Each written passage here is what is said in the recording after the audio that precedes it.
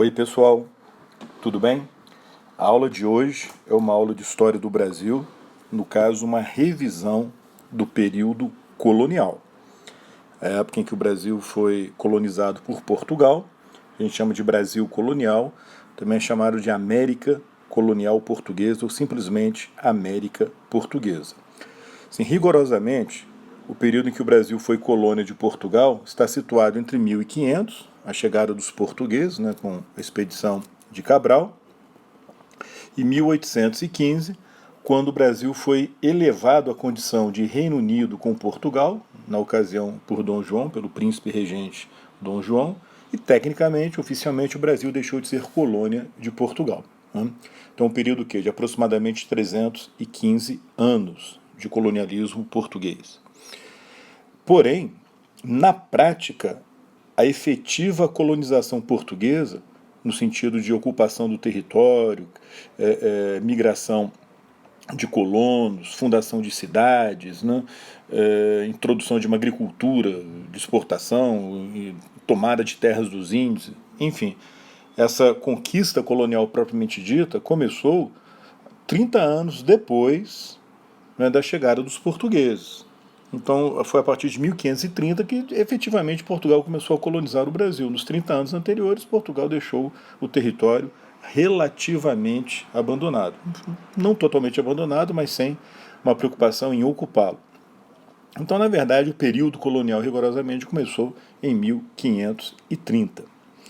Só que nessa aula eu vou falar dessa fase colonial até meados do século XVIII, porque a partir da segunda metade do século XVIII começou a chamada crise do antigo sistema colonial português no Brasil, a crise do colonialismo português no Brasil, a crise definitiva, a crise final que levaria à nossa independência. Então essa segunda metade do século XVIII costuma ser estudada como um preâmbulo para os movimentos de independência, para o processo de independência do Brasil. Então na aula de hoje eu vou me fixar nessa fase inicial da colonização até meados do século XVIII. E numa outra aula a gente fala sobre a crise do sistema colonial e o processo de independência. Ok? Bom, o período então de 1500 a 1530, Portugal tomou posse do Brasil naquele acordo com a Espanha, o Tratado de Tordesilhas. Vocês talvez fiquem escutando um barulho aí de uma furadeira, está tendo uma obra no apartamento aqui do lado, talvez atrapalhe um pouco a gravação.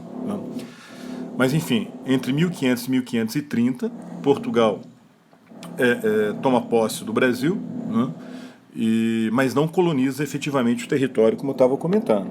Essa é uma época chamada época do pau-brasil, no sentido de que a extração do pau-brasil, o extrativismo vegetal, com a exploração da madeira do pau-brasil, foi a principal atividade econômica dos portugueses no território brasileiro. É uma fase pré-colonial, porque, como eu comentei, nessa época Portugal não se interessou, não quis efetivamente colonizar o território. Portugal priorizou o comércio com o Oriente, o comércio com as Índias. Os portugueses chegaram no Oriente no final do século XV, com a expedição do Vasco da Gama, 1498, e para Portugal era muito mais lucrativo, muito mais interessante concentrar seu esforço de expansão colonial, de expansão comercial ou de conquista de territórios no Oriente, na África e no Oriente. Na África, na exploração das riquezas locais, ouro, marfim, escravos que eram enviados para as ilhas atlânticas de Portugal, Madeira, Açores, na própria África, ali em Cabo Verde, mas, sobretudo, explorar e investir no comércio de especiarias no Oriente, a construção de um império colonial português no Oriente. Então, o Brasil ficou relativamente abandonado, mas não totalmente abandonado, porque os portugueses encontraram aqui madeira do pau-brasil, quer dizer, a árvore do pau-brasil, do qual eles poderiam extrair a madeira. Mas eles não precisaram colonizar o território. O mais que eles fizeram foi fundar feitorias, aquelas bases comerciais, que eram também uma espécie de um quartel, uma fortaleza, e ao mesmo tempo uma base militar e uma base comercial. Não tinha que plantar a árvore do pau-brasil, porque ela já existia em estado natural, bastava derrubar a árvore e obter a madeira. E isso era feito pelos próprios índios, Então, sobretudo os índios tupis, né, que predominavam no litoral. Então, Portugal fez um acordo com os índios, com as várias tribos indígenas, e trocava produtos europeus, bugigangas, ou qualquer outro produto que Portugal tinha para oferecer, pela madeira que os índios forneciam para Portugal. Essa troca direta de produto por outro produto, sem intermediação da moeda ou do dinheiro, é chamada escambo. Então, uma das características dessa fase inicial da presença portuguesa no Brasil foi o escambo com os índios. A madeira do pau-brasil era monopólio régio, isto é, monopólio da coroa, chamada estanco, mas na prática a coroa portuguesa cedia para particulares o direito de explorar o pau-brasil em troca do pagamento, né, de um percentual. Então fazia concessões aos particulares. A exploração do pau-brasil, pessoal, permaneceu até o final do período colonial. Ou seja, tecnicamente, né, até o Brasil virar colônia, ou virar Reino Unido com Portugal. E evidentemente continuou depois, só que a árvore foi ficando rara, né, foi escasseando, né, e a importância diminuiu. Então a gente chama de época do pau-brasil só para destacar a importância do extrativismo vegetal. Mas na prática, essa medida, né, quer dizer, essa atividade econômica permaneceu no período posterior. A colonização efetiva, como comentei, começou em 1530. Na verdade, em 1530, Portugal tomou a decisão de colonizar o Brasil. A colonização, a primeira presença de colonos portugueses foi a partir de 1531, né? Mas a gente costuma arredondar a data e coloca 1530. E de 1530 a 1700, o centro da exploração colonial, quer dizer, a atividade colonial mais importante foi o cultivo de cana-de-açúcar, foi a produção do açúcar, foi a exportação do açúcar. Então, esse período do século XVI ao século XVII costuma ser chamado de época do açúcar. Evidentemente, como eu falei, continuava explorando o pau-brasil também. E o açúcar, evidentemente, continuou sendo explorado nos períodos posteriores, né, da época colonial. Mas essa época do açúcar foi assim chamada para destacar a liderança, a hegemonia da produção açucareira nesse período. Então, o açúcar era o principal produto de exportação. Existiam outras atividades complementares. Por exemplo, produção de alimentos para a população local, né, para os colonos, mandioca, milho, feijão, geralmente no cultivo de pequenos proprietários de roça, o artesanato para o consumo local, produção de tecidos, roupas, ferramentas, materiais, né, para o consumo local.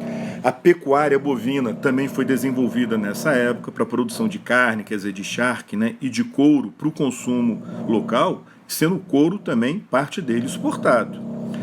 E a produção de fumo, quer dizer, do tabaco, cresceu a partir do século XVII, voltado principalmente para exportação, mas o predomínio foi o açúcar. Okay? A colonização nessa época ficou concentrada no Nordeste. A cana-de-açúcar cultivada na região litorânea, na zona da mata, e a pecuária é praticada no interior, chamados sertões, inclusive para assegurar que as terras férteis, né, do litoral fossem reservadas para o cultivo de cana-de-açúcar, o governo português proibiu a criação de gado no litoral. A economia açucareira se desenvolveu baseada naquele modelo das plantations que nós comentamos na outra aula. Né? É uma época de mercantilismo. A ideia é que a colônia produza matéria-prima em larga escala para a metrópole, e a produção de matéria-prima, no caso, não podendo ser metal precioso, seria um gênero agrícola tropical. A ideia era aproveitar o máximo possível, né, da área de cultivo para produzir esse gênero tropical, no caso, na cana-de-açúcar, na produção de açúcar. Então o sistema adotado foi de plantations, isto é, latifúndios, uma grande propriedade rural, monocultores, cultivando praticamente um único produto, a cana-de-açúcar, voltado para exportação. Nesse caso, utilizando a mão de obra escrava. Detalhe importante, Portugal não tinha capitais suficientes para poder investir na produção maciça de açúcar. Então, Portugal fez uma parceria com capital estrangeiro. Isso aí não era novidade, pessoal.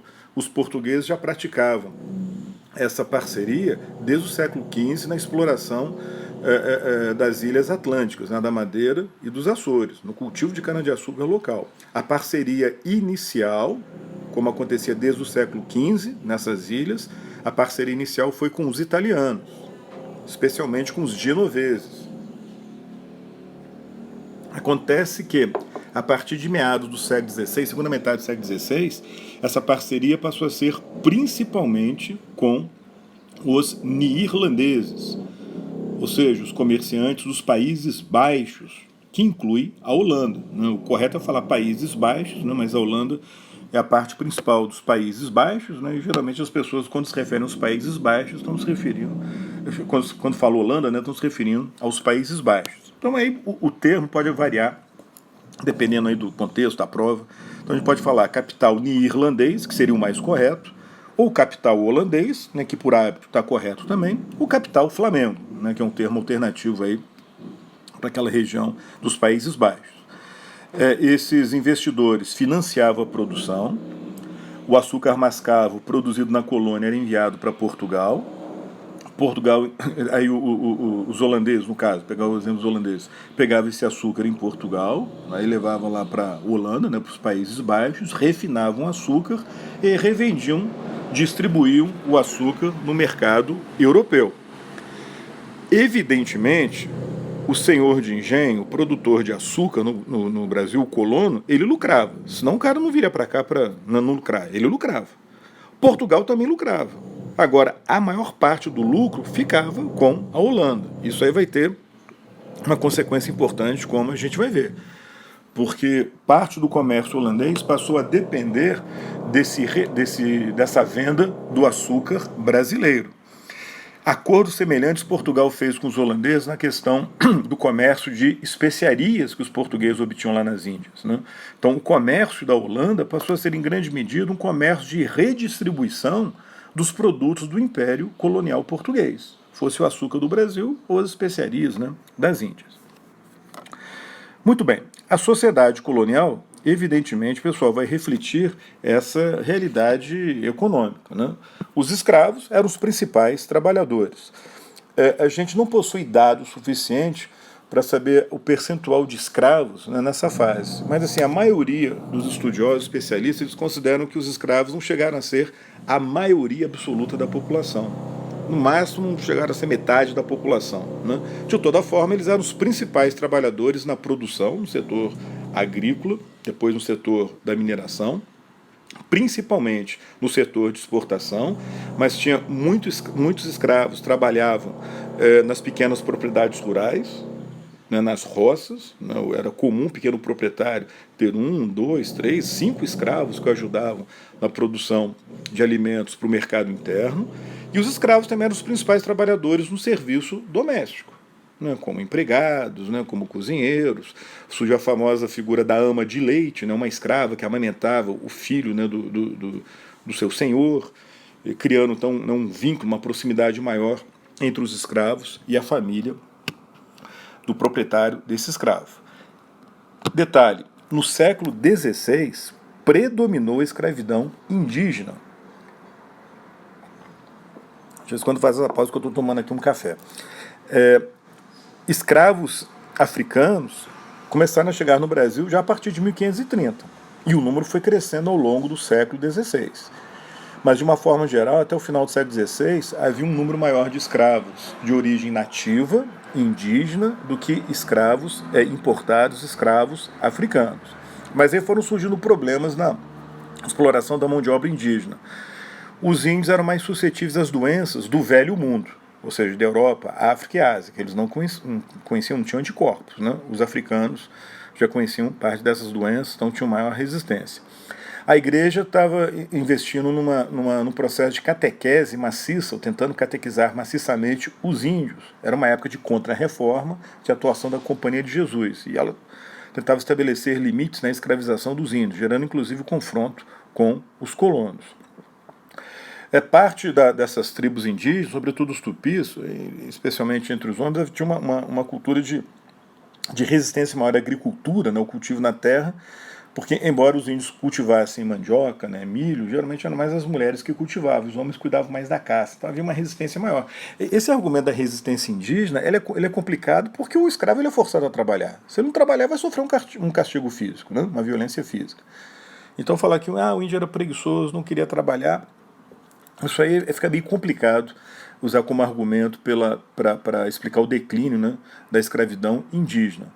De toda forma, essa escravidão foi ficando cada vez mais difícil, ela não desapareceu, ela permaneceu até meados do século XVIII, né, mas ela foi perdendo importância diante do crescimento da escravidão ou do uso de escravos negros africanos. Aí, a partir do século XVII, isso mantém até o Brasil já é independente, né, como todos sabem, a gente vai ter o predomínio da escravidão negra, escravidão africana, sustentada pelo tráfico negreiro, pelo tráfico de escravos, na importação de escravos da África, praticada no primeiro momento por comerciantes portugueses, era uma fonte, né, de acumulação de capital, de lucro para a burguesia portuguesa, e depois praticada até pelos próprios comerciantes do Brasil.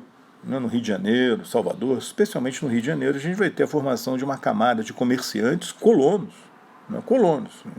habitantes do Rio, né, que vão se especializar na importação de escravos. Foi mais a partir do final do século XVII, né, início do século XVIII, a gente vai ter a ascensão desses comerciantes de escravos de origem colonial brasileira. E um fator também associado à escravidão, né, que a gente não pode esquecer, é que os escravos, fossem índios ou africanos, eles resistiam à escravidão. Resistiam ou se revoltando, resistiam ou sabotando o trabalho, né, resistiam fugindo. E os escravos que fugiam, tentavam se esconder, criavam comunidades de escravos foragidos. Essas comunidades de escravos foragidos receberam o nome de quilombos. Então, um aspecto da história do Brasil colonial, aliás, durante todo o período da escravidão no Brasil, né, até a época da monarquia, vai ser, paralelamente à utilização dos escravos, a formação de quilombos. O quilombo mais famoso, como você sabe, foi o quilombo de Palmares, né, em Alagoas. Eu vou falar sobre ele mais adiante. Ok? Opa, nós já temos 17 minutos aqui de gravação. Vou dar uma parada para não ficar pesada para postar o vídeo e já retorno no outro vídeo.